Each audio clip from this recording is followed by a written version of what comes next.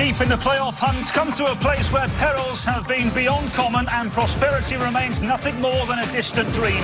Cincinnati's woeful and wretched spell in Major League Soccer continues under the stewardship of one of the greats, and Minnesota will come here with a plan, knowing they need to find performance and points in a game where they simply need to deliver. It's FC Cincinnati and Minnesota United.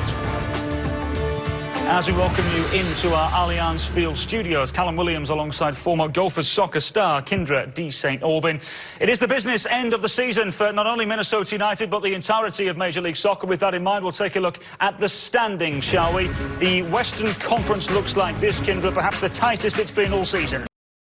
Well, for Minnesota United, no doubt about it, this season has been full of twists and turns. The injury list has continuously been long and frustrating, but now, Kyndra, perhaps for the first time, they are starting to get several individuals back. Yeah, we get to look at the right-hand side of these columns and look at the returning players for Minnesota United. Reynoso and Aha come back into the fold here after sitting out with coronavirus. Jan Greguš back from international duty.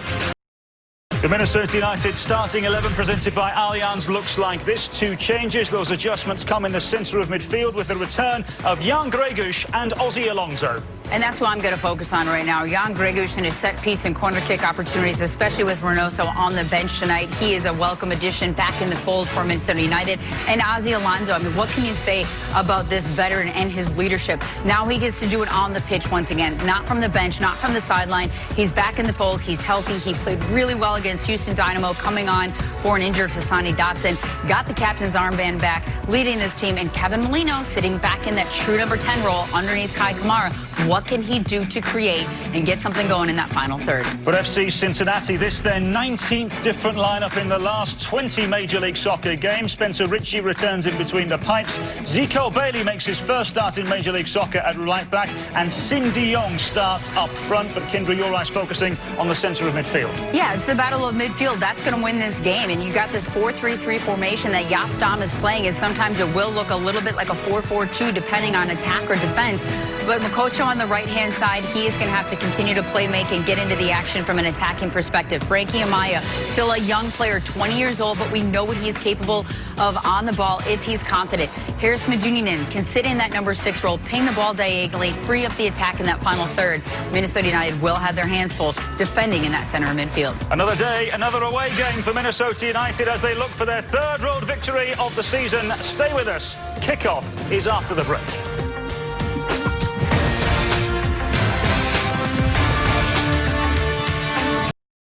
Goalkeepers at either end forced to make saves, but as it stands here at Nippert Stadium at half-time, it is FC Cincinnati 0, Minnesota United 0. Stay with us. The Ecolab half-time show is next.